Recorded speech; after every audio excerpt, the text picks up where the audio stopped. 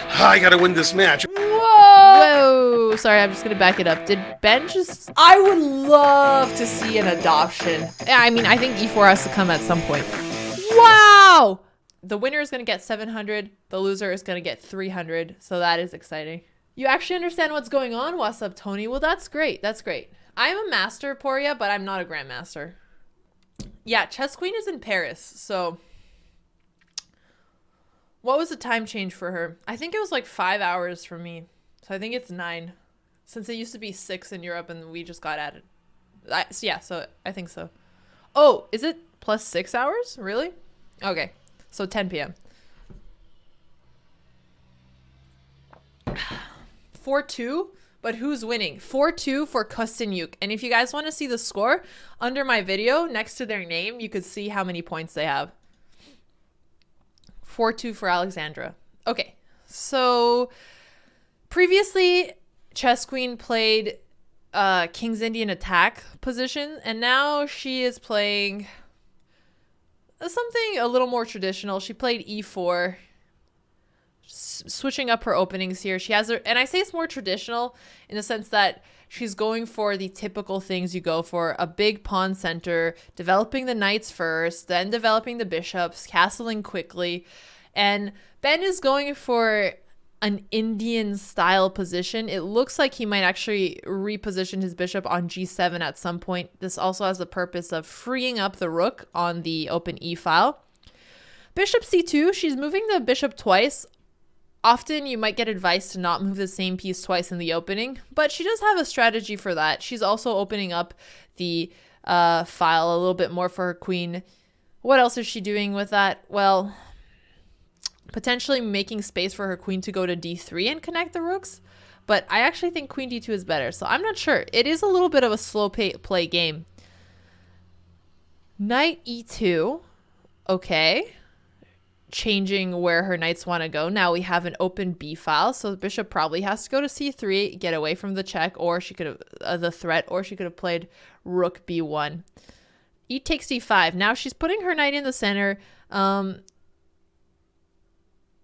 She has these two pawns that are great at controlling space, but they can also be weaknesses later on in the game. So black will be able to put some pressure against them.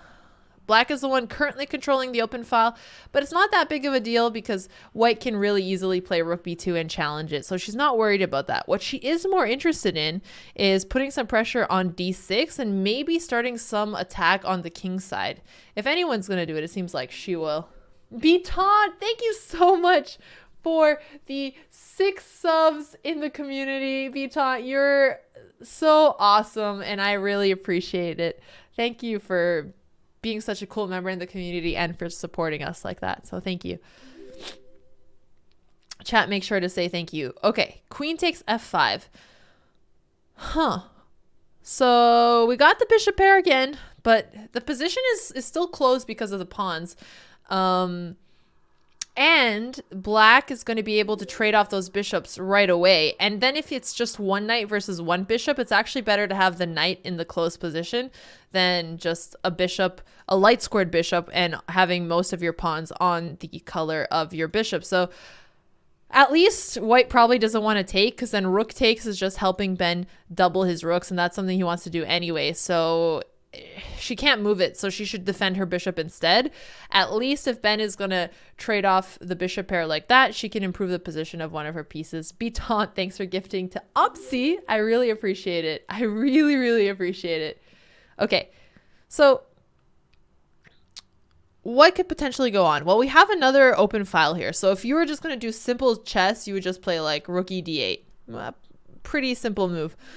Another simple idea is to play something like h6 and just make space for the king later on so you never get back rank mated. Another fun idea, this is going to be the third one I pointed out, was rook b2, because in the late middle game and end games, your rooks are best placed on open files and on the 2nd or 7th rank, because when you double your rooks on one of those ranks, they have a lot more control. She played h4.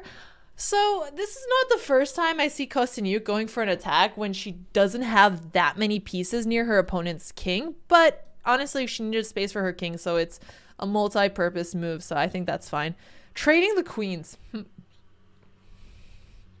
I actually thought that black should keep his queen on the board because it seemed like white didn't actually have an attack and he had a better knight versus the bishop and his rook was on b2. But okay, choices were made. Knight c5 is such a nice square for the knight.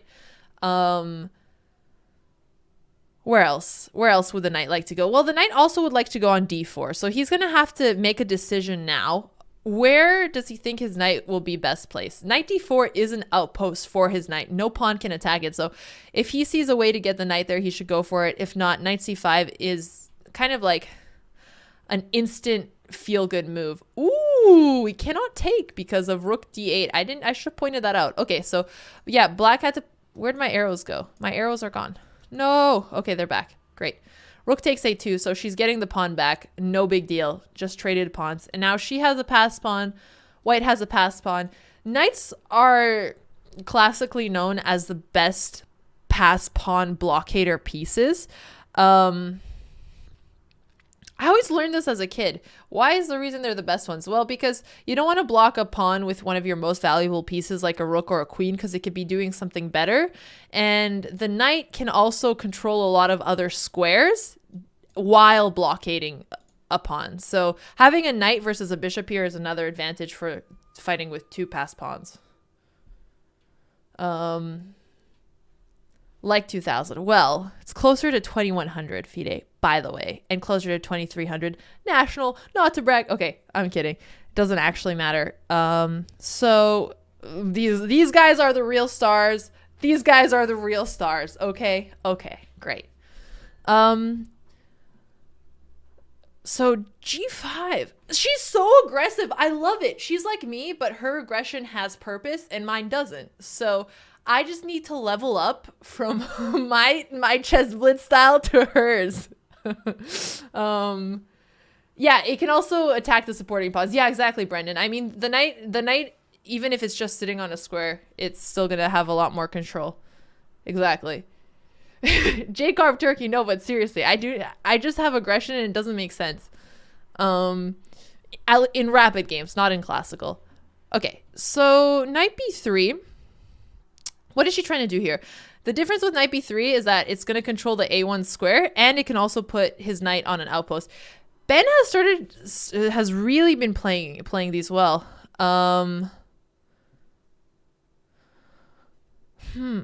Like I said, I would much prefer having a knight in this kind of position. See how the knight has been able to hop over through all of the weak squares while the bishop, I mean, it's a powerful bishop. It's putting pressure on f7 and the rook on e8, but it's much harder for the bishop to get around over these pawns. And they're both on the light squares, so it's just taking away half of what the bishop's control would be here. She's also getting in time pressure. Uh-oh. Rook a3. Okay, yeah, this looks scary. King h2. I don't think it makes sense for the rook to come here because there's no follow-up from that attack. That's like, okay, we're going to see a follow-up other than winning the pawn. You're right, so we're winning the pawn. That is already good. But we're losing this pawn, so I'm not sure if we wanted to give... We're getting two pawns, but we gave away our pass pawn. But the pass pawn wasn't going anywhere, so it was okay. All right, there we go. I think that was smart for Ben, and now he has the h-pawn, which is also passed. Her king is stuck here. Ben is winning this. Yeah, he's winning. There's no way to stop this pawn from coming. He played this endgame so well.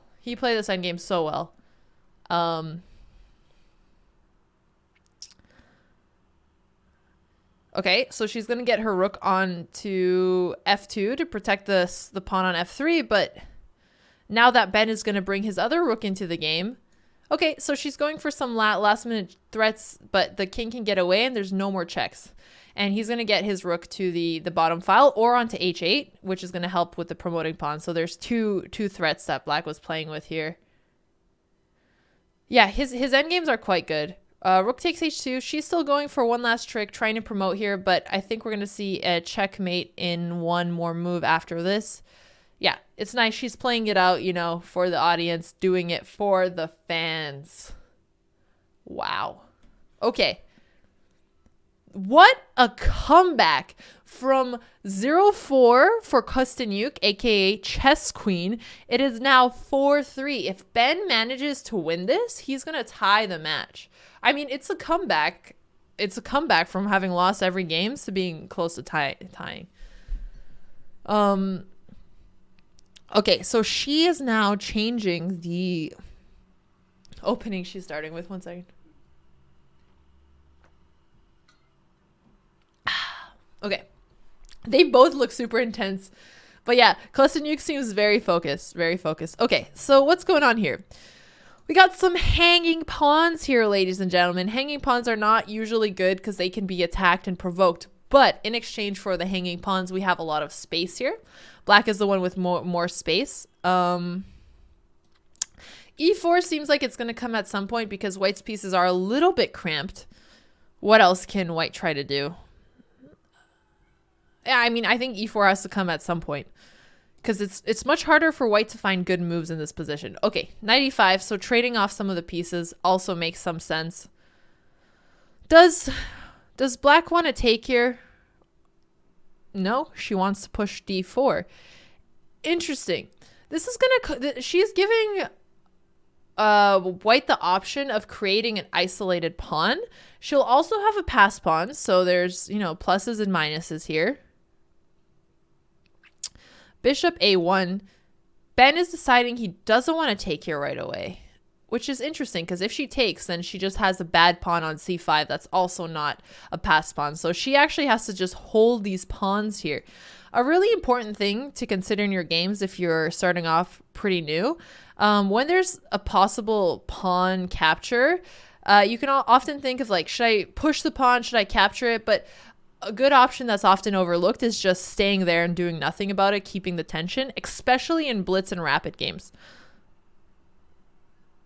Yeah, Ben is white. So you could see underneath me the way the names are. The person who is on top is also the color on top of the board and vice versa. No, this pawn looks like it's going to fall. So right now it's only attacked twice. It's defended twice. But yeah, it looks like once Ben moves the knight from d2, he's going to attack it with the rook as well. And maybe bishop e4. If knight f3, I think we're going to see bishop e4.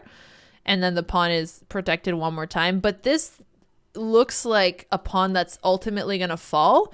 So I would say that white has an advantage here. He's really cramped and he has to figure out how to get rid of the pawn. But once he does, it's going to be looking a little bit tough for her.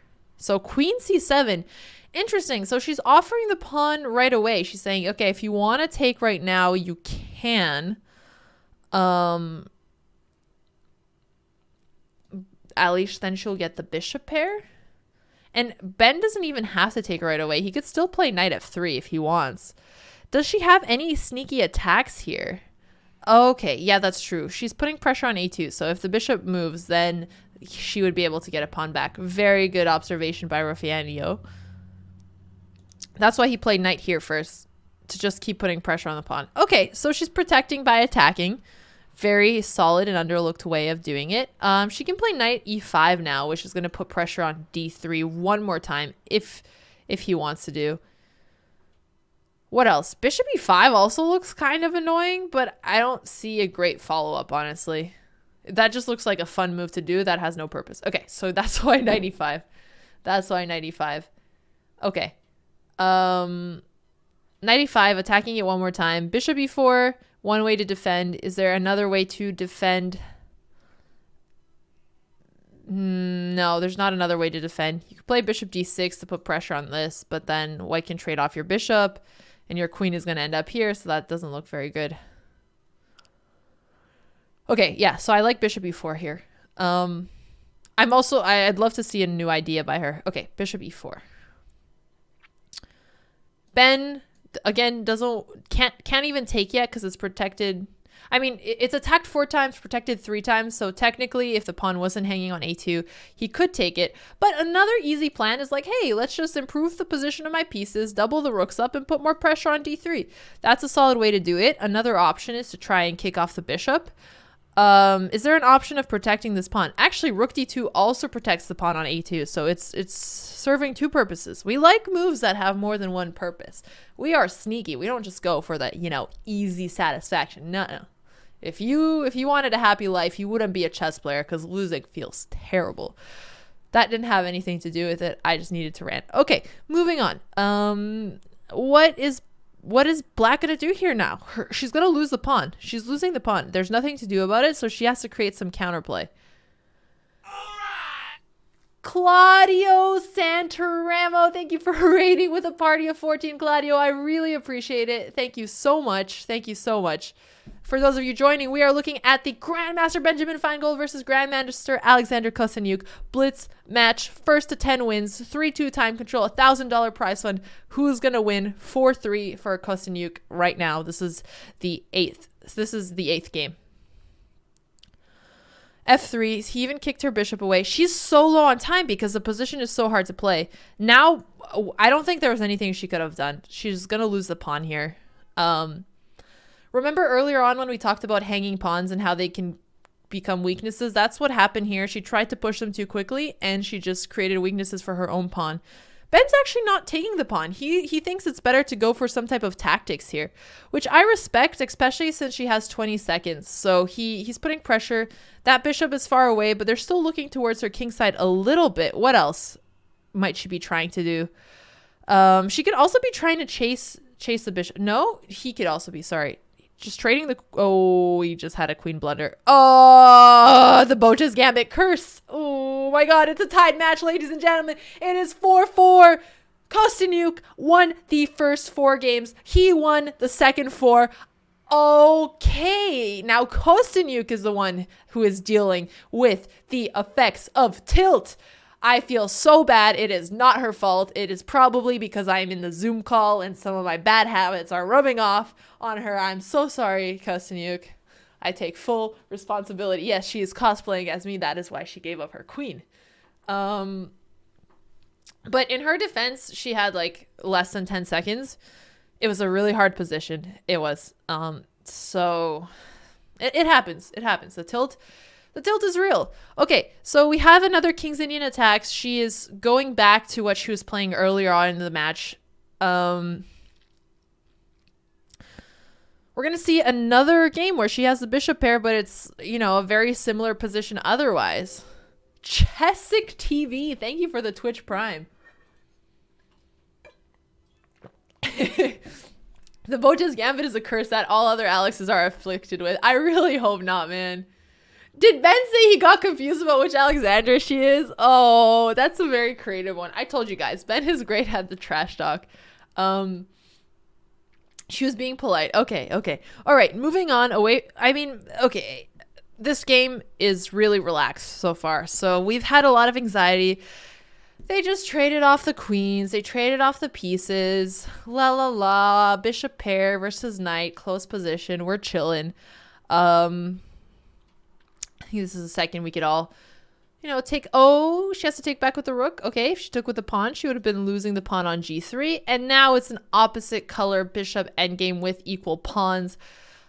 I forgot to mention that draws don't count towards the overall score. So if they do end up drawing a game, it's still first to 10 wins. First to 10 wins. So if they have 2 draws or something like that, it's not going to count to their overall score. Yeah. Okay. So last time they had an equal ending, it was when Kosteniuk had won 4 games and he had not won any, and that was his first win. So we have seen that her style in this match has been really aggressive, and she has been pushing. She has been pushing a lot. So she, you know, one thing I would think is she should be careful to not try to push again and end up losing a, you know, a drawn or drawish endgame. But at the same time, she pushed some of the games earlier on, and that's how she got wins. So it seems like a stylistic thing. For example, she was the one to go for the first pawn breaks and pawn exchanges in this game. Still, it's looking pretty good for her, and I think it's paying off so far because her pieces are more active than black's. Okay, well, we're trading rooks. Can she take this? Well, yeah, but then rook b8 is going to grab the pawn back. Maybe if bishop takes, rook here. Do we have rook b3 maybe? I'm guessing there was something else annoying about it with some type of back rank check or something like that. Okay. So bishop c5. Ben is now activating his bishop. Rook c3. White is holding the d1 square, so there are no checks here. This should be a draw. I mean, I think we're going to see our first draw this game. They have enough time that they're not going to blunder. So if you need to grab water or anything, the games are going really fast. You have probably 1 minute until we see a draw.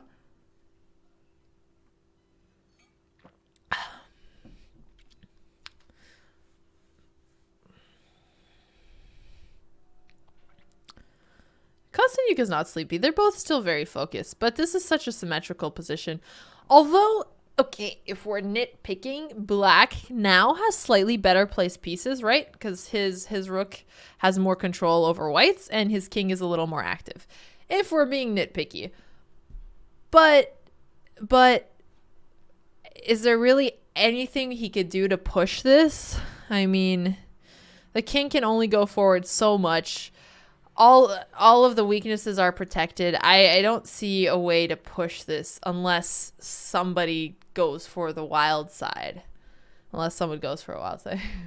Non-technical draw. Oh, yeah, we had it's a non-technical draw, yes. Because we had a debate earlier on technical draws. And this is not a technical draw in that it's not like there's so many few pieces that it's happened so many times. Actually, how would you okay.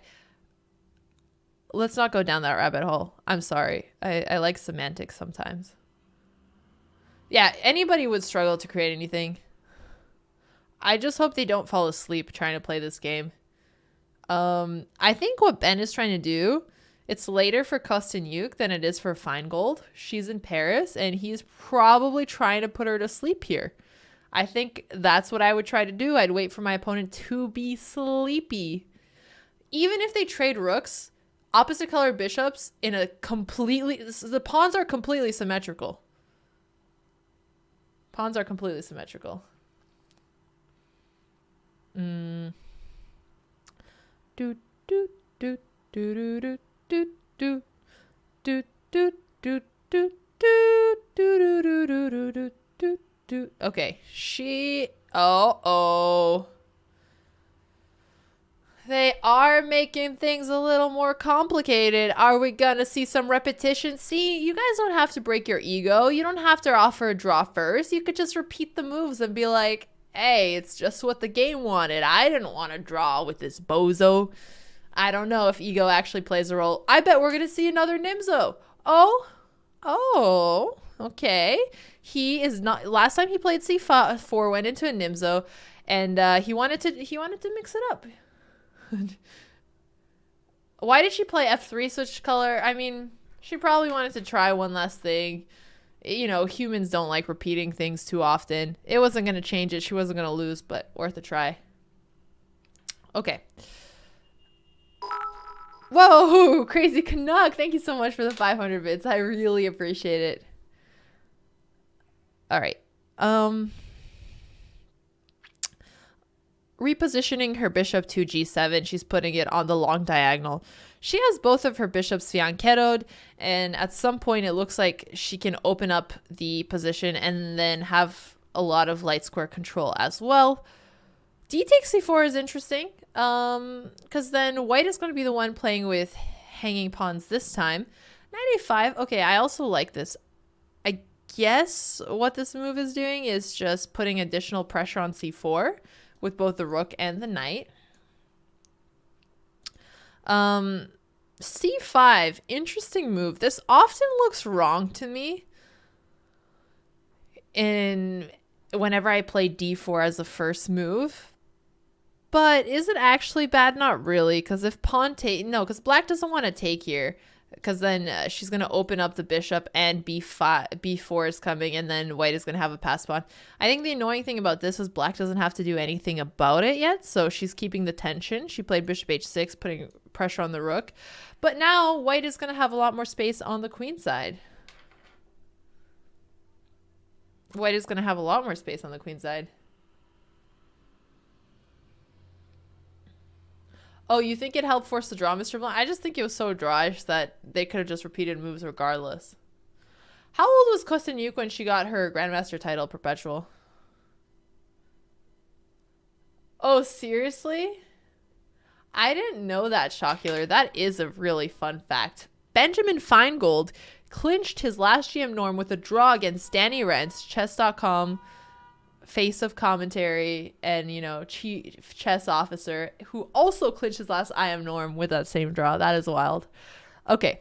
Whoa. Sorry, I'm just going to back it up. Did Ben just give a free pawn? Yes, he did. But Ben, why would you give a free pawn?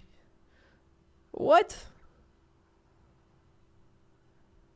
She was 20. Got it. Okay. I didn't think that was necessary. But okay. Now she's got an open position, bishop pair, up a pawn, has a passed pawn. I don't know what Ben did there. He definitely made a mistake. Maybe he thinks he has some sort of tactics here, but we're just going to retreat the bishop, protect the knight. Opens the diagonal, switchy color. Yeah, but it opens diagonal for both of the bishops, not just for white's bishops. I mean, if anybody would prefer white's point of view here, please say so in chat, but I don't think white has compensation here. I would just move my queen, I don't know where, maybe c7, maybe e7, make some space for the rooks to come onto the open file. I'm not super worried about any attack that white might have here.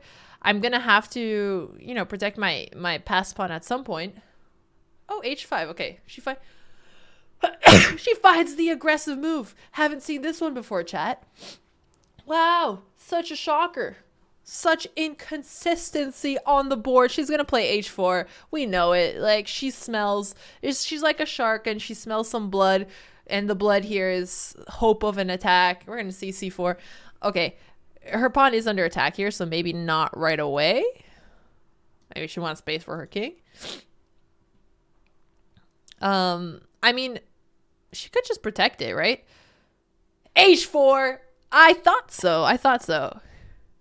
Is she going to completely ignore this and just go for some attack? H3 looks tempting to me, but yeah, because you don't really want to move the pawn here as white. Okay, knight h4, knight h5. She does not care about this pawn. She cares about bringing her queen into the attack. This is the Kosteniuk we know and love. She is going for the more interesting ideas rather than the basic. My pawn is attacked, so I'm going to protect it. No. She is a fighter. Okay. And she already has a better position, so she's a fighter with an edge. Okay, rook takes c4. Interesting.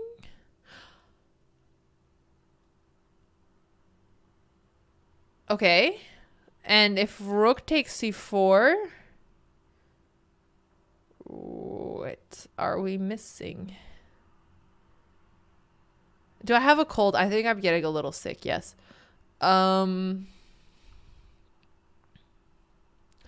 Okay. It looks like stuff is hanging here. Got it. So rook takes, bishop takes, rook takes, bishop takes, queen takes, and then we'd have a check. So like there's some sort of back rank check here after everything is open. Very nice find. I didn't find it right away.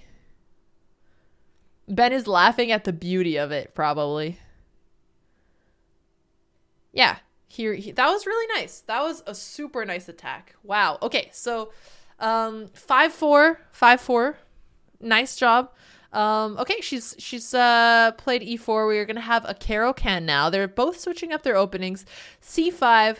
Oh, Nikola, the sponsor of this match, also taught me a little bit about this line in a couple of the games we played. D takes c5, e6. Okay, this can be a really aggressive line for white, but I'm sure Finegold knows the theory. Yeah, bends don't count, you guys. Did I just say bends don't count? Ben counts! Ben lives matter too. Ben's life matters too. Okay, I wasn't trying to make a play off of that. Oh gosh. Oh, all right. Draws don't matter. Draws don't matter. Oh. Okay. Ben's points matter. Okay. I'm cutting that one out of the clip. Okay. I won't be able to. Anyway. Yeah, I know, Vila. I wasn't trying to do that. Now I'm just freaking out about political correctness. That's not what I meant. Okay. So, we're playing a Caro-Kann. What is going on here? This looks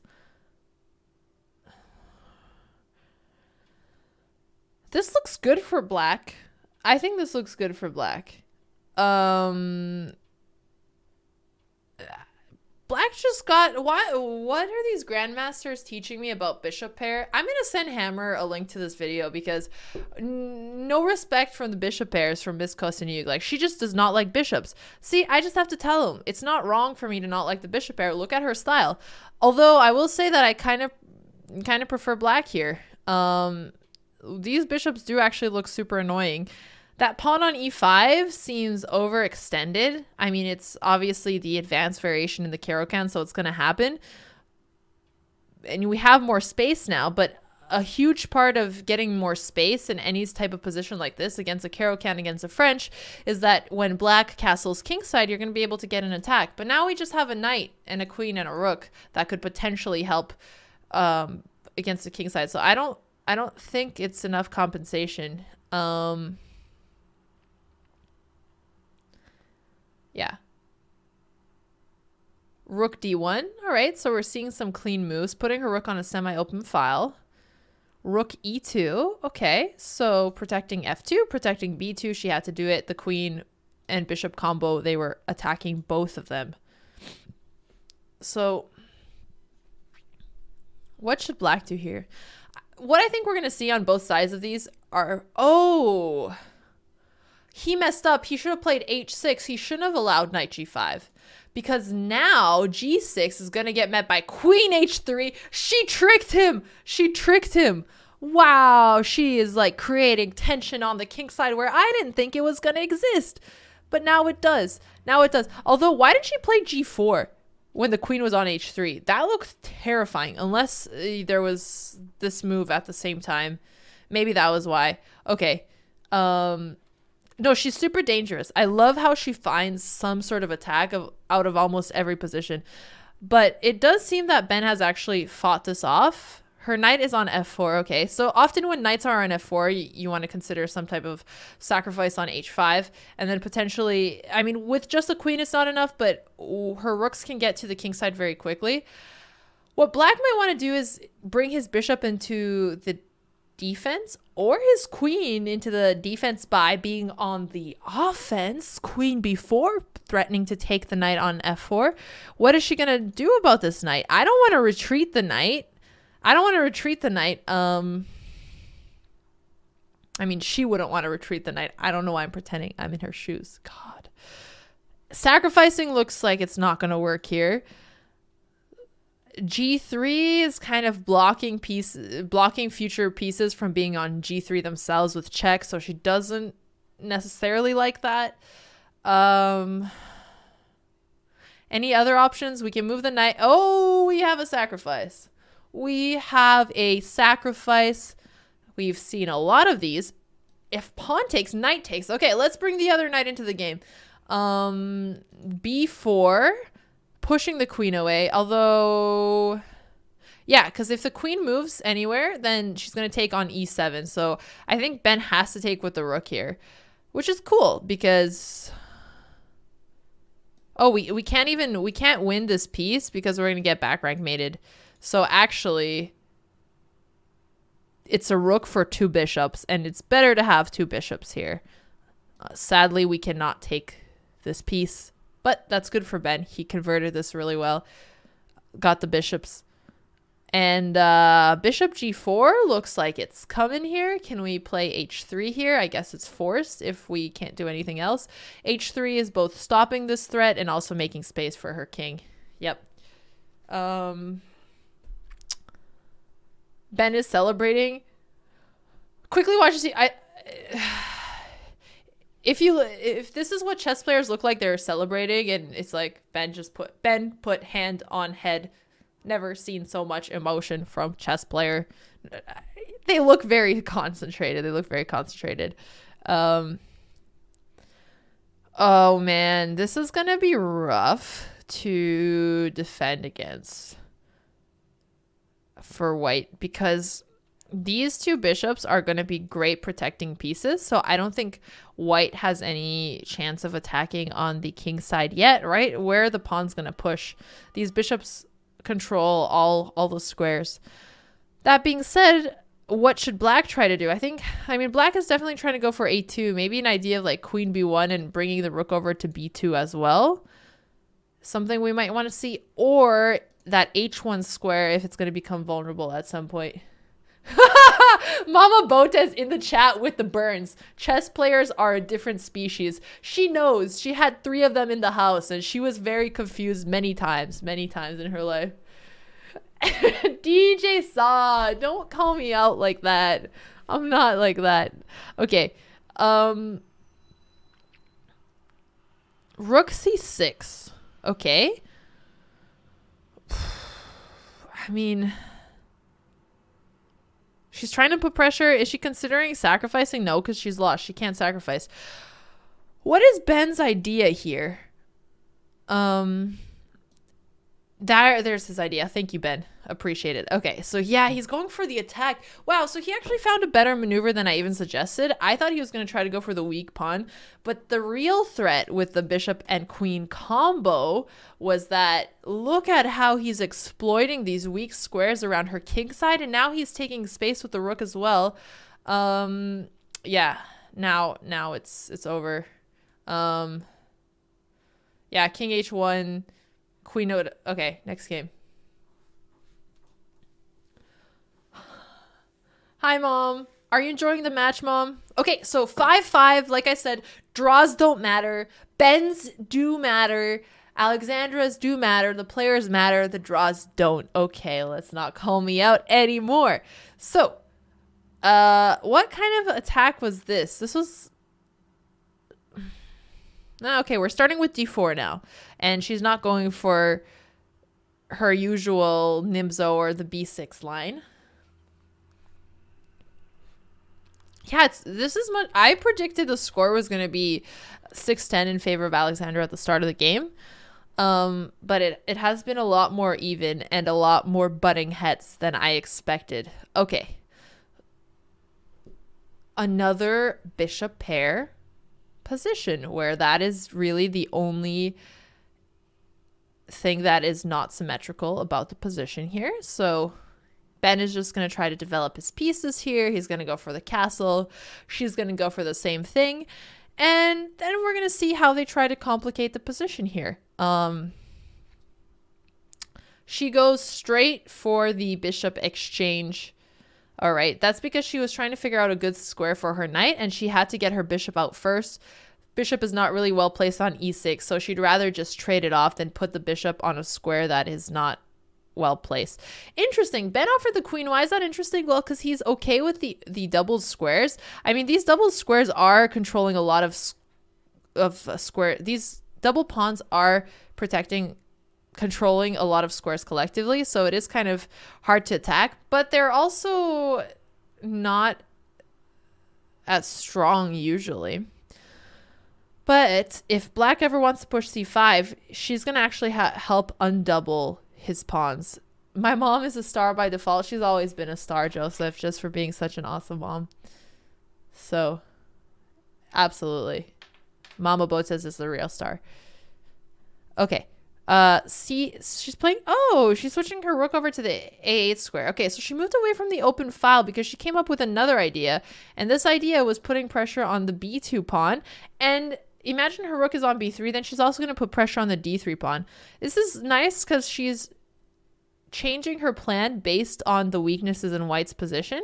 And the only weaknesses white really has now, he has this backwards pawn. So if he ever pushes it, he's creating another isolated pawn on a3. So he's stuck defending it. He can push b3, but then he's going to have to deal with this pawn on a3. And the double pawns here. Okay, so he's bringing in his king. That's a pretty solid decision when you're not sure what to do. Yeah, that was a disgusting rook lift. I love it. it was so counterintuitive to move the rook from the open file onto the A file and to come up with a plan like this. Mwah, just finesse. Grandmaster finesse. And that's why we're here, and that's why we're watching them. Okay. So he did push it eventually. Ooh, she traded rooks. Okay. I guess she had to trade rooks, otherwise she was going to lose the pawn on b7. But now she has a much worse pawn structure. However, two knights typically work together better in these types of closed positions than a bishop and a knight. So that's another thing to keep in mind. Still, I think the pawn structure is more important here because black can team up his knight and his bishop to try and put pressure on the weak squares here. b7 under attack. Okay, her knight is protecting. Alexandra's pushing the pawns on the king side. I wonder if she's trying to create some type of weakness on the king side as well, because these two knights are kind of tied to the queen side of the board since there's so many weaknesses there already. So potentially, since the bishop can travel across the board so much faster, if she can create some weaknesses on the king side as well, then the king can just travel back and forth and see if he can capture one more pawn. I mean, in an endgame like this, if she can even win one more pawn, that's going to make all the difference. Her king isn't active yet. She definitely has to activate it soon. Even if it's not doing anything immediately, at some point, some pawns will be traded off and the kings can be used to put pressure on the isolated pawns and try to win them back. Ben is defending this very well. He's not overextending his pawns. He's not doing anything he shouldn't. He's being very patient about it. So now knight f5 is the possible check. There's not really a continuation like knight g7. We're just going to, I guess maybe, because then if you push takes, then the knight can come back and then put pressure on the h4 pawn. So if knight here, then I guess the king would have to go back. And if I were Ben, I'd be fine with repeating the position because, like I said, I think it's better for black given the pawn structure. Okay, nice. So he did give the check. He forced her king to come back to the square it was initially.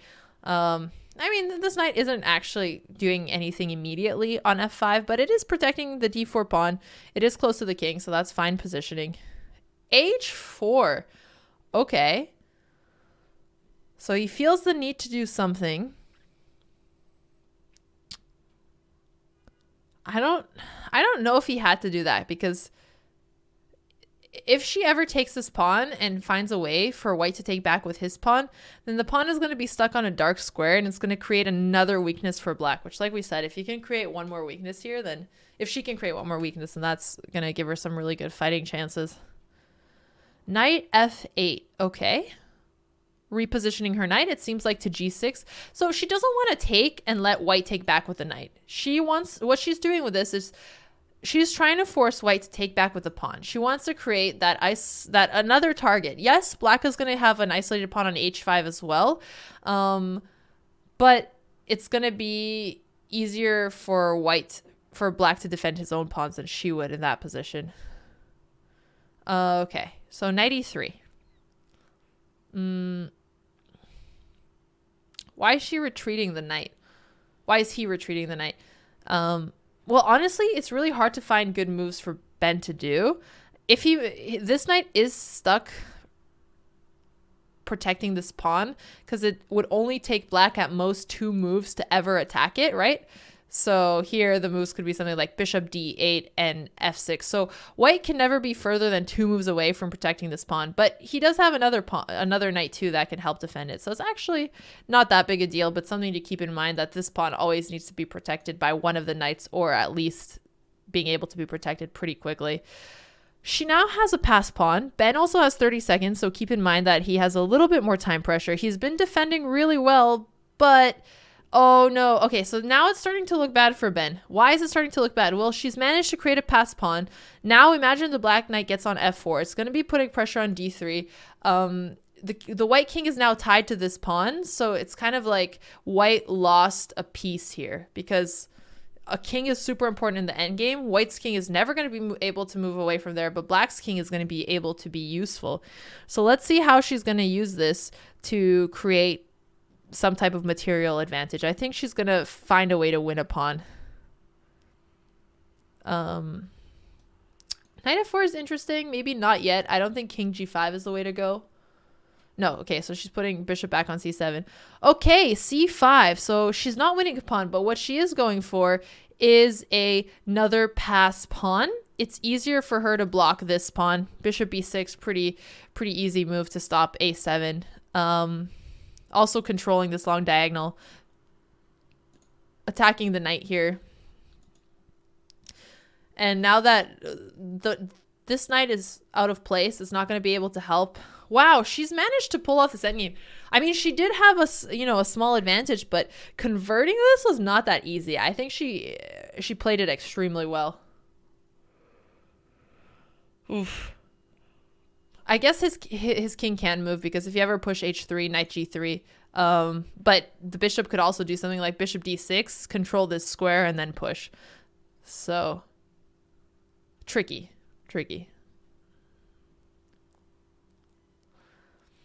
Yeah, this is winning.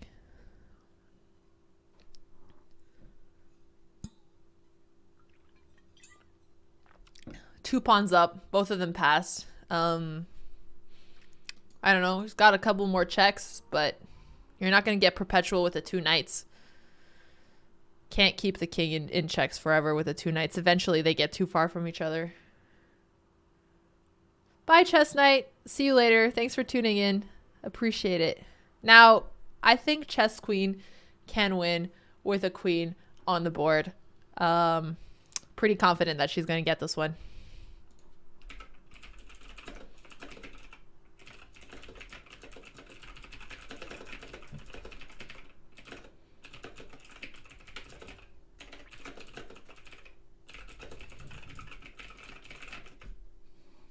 Yeah, this was a very nice one. I agree. He is still playing. I'm going to take this time to run to the bathroom.